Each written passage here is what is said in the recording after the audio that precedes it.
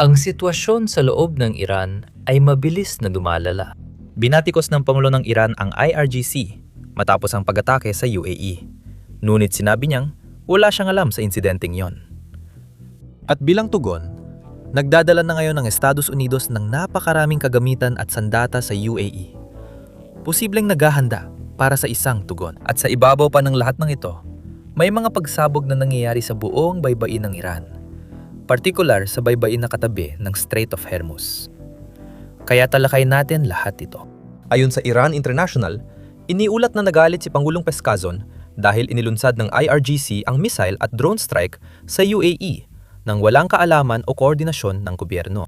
Tinawag ni Peskuzan na kabaliwan ang estratehiyang napapalala ng tensyon sa mga kapitbahay ng Iran sa Gulpo at nagbabala sa posibleng hindi na mababalik na kahihinatnan. Ito na ang pinakamalinaw na kumpirmasyon na kumikilos ang IRGC nang walang kontrol ng kamahalaan ng Iran. Mahalagang tandaan na isang linggo matapos magsimula ang digmaan, hayagang humingi ng paumanhin ng Pangulo ng Iran sa mga kapitbahay sa Gulpo sa video. Pagkatapos, pinilit siya ng IRGC, kaya binawi niya ang paghingi ng paumanhin. Mayroon tayong video ng paghingi niya ng tawad sa lahat na parang inamin ng Iran na mali sila.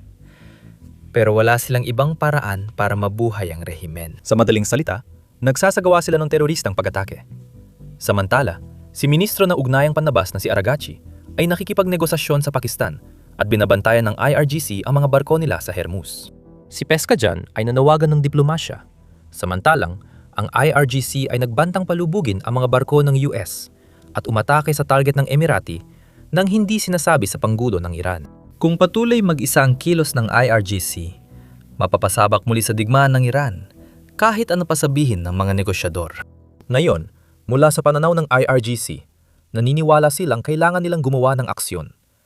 Kailangan nilang kumilos kahapon pa dahil nawawala na sila ng kontrol sa Strait of Hormuz. Inanunsyo ng Maersk na matagumpay silang tumawid sa Strait ng Hormuz kasama ang escort na Amerikano at walang aberya.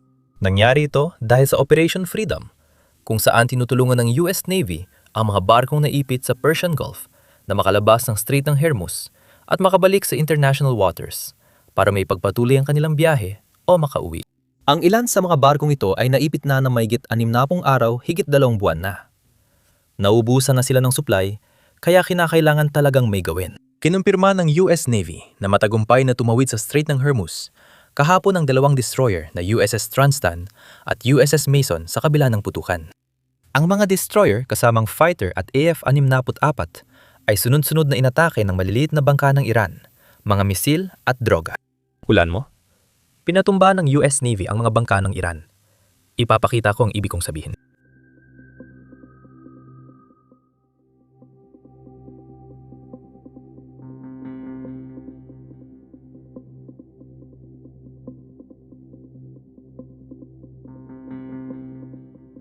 Kinumpirma ito ni Pangulong Trump sa kanyang tweet. Nagpaputok ang Iran sa ilang bansang di kaugnay sa kilos ng mga barko, Project Freedom, kabilang ang kargamentong barko mula South Korea. Panahon na siguro para sumali ang South Korea sa misyon. 7 sa malilit na bangka nila, o gaya ng tawag nila rito, fast boats, ang pinabagsak namin. Yun na lang ang natitira sa kanila. Bukod sa barko ng South Korea, wala pang ibang nasirang barko sa kipot na yon. Magkakaroon ng press conference bukas na umaga si nakalihim ng digmaan Pete Hegseth at tagapang-ulo ng Joint Chiefs of Staff na si Dan Kane. Nire-record ko ito Lunes ng gabi, tapos ang press con ay Martes ng umaga. Kaya maglalabas ako ng panibagong video bukas. Pindutin ang subscribe para updated ka. Pero dapat tayong makakuha ng mas maraming impormasyon tungkol sa kung ano talaga ang nangyari nung Lunes. Dahil sa ulat ng mga ahensya ng balita, maraming usap-usapan tungkol sa pag-atake sa UAE. At ang kanilang tanging pantalan para sa langis ay nasusunog. Pero sa pamamagitan ng kanyang mga pahayag, sinusubukan ni Pangulong Trump na gawing maliit ang totoong nangyari. Ibig sabihin, hindi niya binanggit na malinaw na nilabag ng Iran ang tigil putukan na 3 linggo nang tumatagal. Hindi ako sigurado kung ibig sabihin nito ay may nangyayaring progreso sa likod ng mga eksena o kung ito ay isang uri lang ng panlilinlang. Kung titignan ang satellite map, maraming trapiko papunta sa mga bansa sa Gulpo, lalo na sa US bases roon. Mukhang may inihahanda ang US.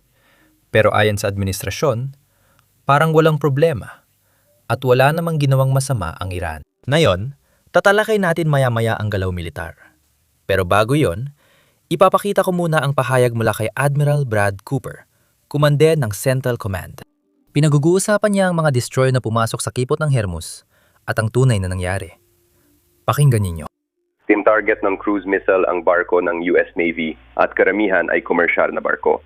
Pinrotektahan namin ang sarili at lahat ng komersyal na barko ayon sa aming pangako.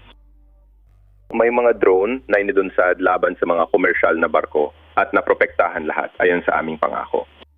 Pagkatapos, tinarget ng malilit na bangka ang mga komersyal na barko pero pinatumba silang lahat ng Apache at Seahawk helicopter. At parang hindi pa sapat yun, nakatanggap din kami ng mga ulat ng maraming pagsabog na naganap sa mga pantalan ng Qasem at Bandar Abbas sa timog ng Iran. Kaya ang ulat na ito ay galing mismo sa Telegram channel ng isang kilalang Iranian na mamamahayag, kung saan maraming Iranian ang nagpapadala sa kanya ng balita tungkol sa mga nangyayari sa loob. May paraan pa rin siyang makakonekta sa ilang tao. Alam nyo, 99% ng Iranian ay walang internet. Pero tingnan nyo ang natanggap niyang mensahe kagabi, 4:00 ng madaling araw sa Iran. 4:00, 16 may narinig na pagsabog sa Horzan. Pagkatapos ay nagkaroon ng 2 pagsabog sa Qasem, tapos sa Bandar Abbas, tapos sa Bandar Abbas ulit. Pagkatapos, nagkaroon ng sunod-sunod na iba't ibang pagsabog na nangyari. Sa loob ng 3 minuto lang ang pagitan. Malinaw na may nangyayari. At ito ay nangyayari sa mga isla at mga pantalan na pagmamayari ng Iran sa kipot ng Hormuz, malapit sa kipot ng Hormuz, at syempre, malapit sa Golpo ng Oman. Pagkatapos, bago pa yon, nagkaroon tayo ng napakaraming tanker na panghimpapawid ng US na lumilipad mula sa mga base ng US sa gitnang silangan at papunta sa UAE, isang bansang inatake ng Iran kahapon. Talagang ibig kong sabihin na ito'y walang kapantay. Mga 40 tankers ang lumipad mula Israel nitong Lunes. 6 pang lumipad pagpasok ng Martes. Mga 30 minuto mula nang mag-Martes na yon. 6 sa kanila ang lumipad sa loob ng 30 minuto para sa Martes. Isa ito sa mga bagay na marahil ay hindi ganon kalaki ang ibig sabihin kung titingnan lang natin ito, kung nangyayari lang ito bilang isang hiwalay na insidente. Pero kung pagsasamahin mo ito sa pag-atake ng Iran sa UAE kahapon ng umaga, at idagdag mo pa ang ilang mga ulat na lumalabas mula sa medyang Israeli, mukhang may paparating na paglala ng sitwasyon. Maaring hindi pa ito paglala, dahil Iran ang nagpasimula ng digmaan at umatake sa UAE, kaya kailangan talagang may sagot. Heto ang sabi ng medyang Israeli. Pinag-iisipan ng US at Israel na tamaan mga missile launcher at energy facility ng Iran bilang ganti sa pag-atake nito sa UAE. Dagdag pa dyan, ipinatutupad ng UAE ang online classes para sa kanilang mga paaralan at iba pang programa mula Mayo 5 hanggang 8. Maaring inaasahan nila ang higit pang pag-atake mula sa Iran o ibang bagay. Kahapon, nagbigay ng 2 panayam si Pangulong Trump. Iniwasan niyang pag-usapan ang pag-atake sa UAE, kaya hindi niya nabanggit yon. Pero nabanggit niya ang Iran. Balikan natin ang ilang sinabi niya. Pakinggan ninyo. Pero alam mo, may paparating silang problema dahil napaka-peligroso ng sitwasyon sa maraming paraan. Alam mo, ang langis nila, kapag pinatay mo ang langis, sa ilalim ng lupa, at pati na rin sa mechanical, pero ang nasa ilalim ng lupa ay halos 100% ng mga kaso ay may posibilidad talagang sumabog at sirain ang lahat ng nasa paligid nito. At hindi mo na muling makukuha ang langis na yon. Ibig sabihin, mababawi mo lang ang 30 hanggang 40% pero hindi na ito magiging katulad ng dati. Nagdadala ito ng matinding pinsala sa sistema ng langis ng bansa kapag nangyari yon. Nung huli kang narito. Nabusan na sila ng mga lugar para sa imbakan. Tama. Sinasabi nila na sa loob ng 2 linggo, alam mo, kapag pinag-uusapan nila ang tungkol sa oras, sa loob ng 2 linggo, magkakaroon sila ng natural na pagsabog ng kanilang lamis na magpapahirap sa kanila na talagang makabawi mula rito. Tapos, pinag-uusapan din niya ang tungkol sa mga red line. Ang mga red line ng US na inilalatag natin sa negosasyon. Ang mga negosasyon ay nangyayari sa likod ng mga eksena ngayon. Mukhang ganun nga. Malalaman natin ang usapan sa negosasyon kapag inanunsyo ng kasunduan. Sana mangyari na agad. Ngayon, si Pangulong Trump ay nagsalita ukol sa mga red line. Pakinggan natin. Kailangan ba nating kunin ulit ang highly enriched uranium? Red line ba ito sa kasunduan? Oo, kailangan natin. Kailangan ba nilang limitahan ang kanilang missile program? At saka, kung halaga lang, hindi naman ito ganun kahalaga at malamang hindi rin magagamit. Maaring hindi nila yon makuha kasi kahit gusto nilang sabihin na baka hindi nagawa ng magagaling na piloto ang trabaho nila. Sa 10 oras ng gabi, 1:00 ng madaling araw na walang buwan, bawat bomba ay pumasok sa mga lagusan ng hangin na iyon. Talagang kamangha-mangha. Ginamit ko ang salitang winasak at sumang-ayon ang komisyon sa enerhiyang atomika. Hindi alam ng mga tao kung makukuha mo talaga yon. Kung kaya nila, matagal na sana nilang nakuha yon. Isa ito sa pinakadakilang galaw militar. Sa ngayon ako, kumikinang lang talaga yon. Gusto ko iyong mabawi para di na sila matukso. Kasama ba yon sa mga red line ninyo? Kailangan nila isauli yon sa atin. Hindi, gusto naming mabawi yon. Gusto naming mabawi iyon. Pulaw niya ba sa inyo na kailangan nilang limitahan ang programa nila sa missile at sumailalim sa mahihigpit na inspeksyon? Oo, kasi hindi ako nakitiwala dyan. Kailangan mo ring tingnan ng mga kapitbahay. Hindi pwedeng mas kaunti ang meron sila. Sabi nila, paano naman yung iba? Tingnan mo, masama ang mga misil. Oo, kailangan talaga nila itong limitahan. Pero ang punto, bawal silang magkaroon ng sandatang nuclear. Ngayon, may isa pang nangyari na medyo interesante rin. Nagpahayag si Senador Lindsey Graham na matagal lang sumusuporta sa digmaan na maaring simula ng Estados Unidos ang pag-armas sa mga Iranian laban sa kanilang rehimen. Nung simula ng digmaan, tinalakay natin ang ulat na magbibigay ng baril ang Estados Unidos sa mga Kurds na ipapasa sa mga nagpoprotesta sa Iran. Bumabalik na naman ang naratibong ito, kaya pakinggan ninyo.